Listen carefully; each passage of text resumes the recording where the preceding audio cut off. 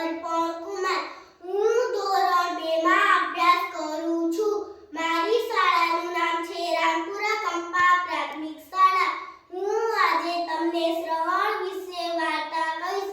આપ સૌ શાંતિથી સાંભળશો. એક હતો શ્રવણ અને તેના માતા પિતા. તે અંધ હતા, એટલે કે તે જોઈ શકતા ન હતા. શ્રવણ તેની ખૂબ સારી રીતે સેવા ચાકરી કરતો હતો.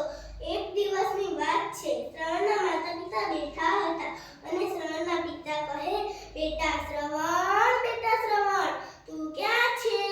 જરા અહીંયા તો આવ. આવું છું પિતાજી, શું કામ છે? બેટા, તે અમારી માટે ખૂબ સારી રીતે સેવા ચાકરી કરી છે.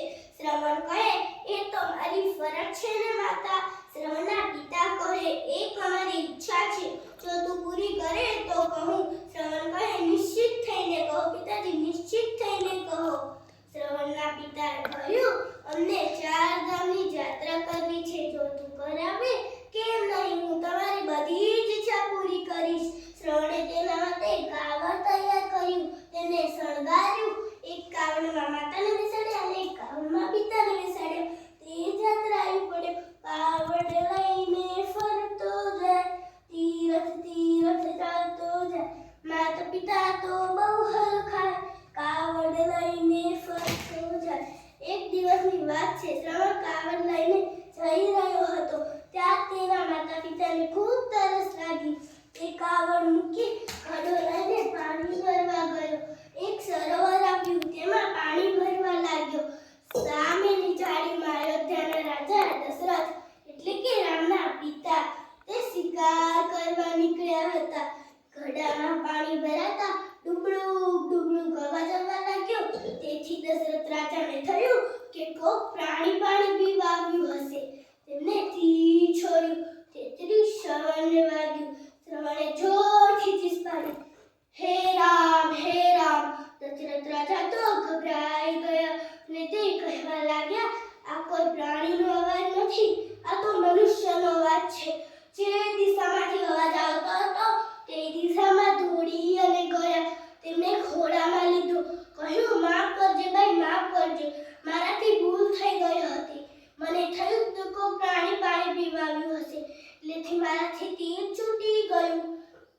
તું કોણ છે? હું છું શ્રવણ. મારા માતા પિતા ત્યાં તરસ્યા બેઠા છે.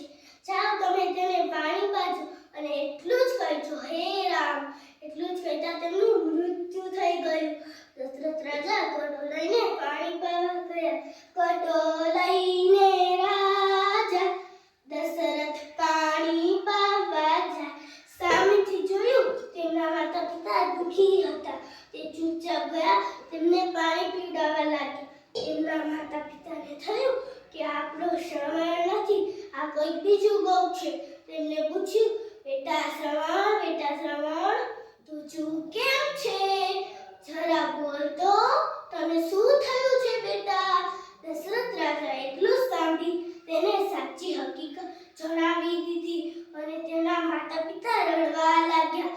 તેને મળતા શ્રાપ આપ્યો, જેમ અમે અમારા દીકરાના વિયોગમાં મરીએ છીએ, એમ તું રાજા તારા દીકરાના વિયોગમાં જ મરીશ. એટલું જ કહેતા તેમનું મૃત્યુ થઈ ગયું. જોયું ને બાળ મિત્રો, શ્રવણ માતૃભક્ત અને પિતૃભક્ત હતો. આપણને માતા પિતાની સેવા કરવાનું શ્રવણે શીખવ્યું.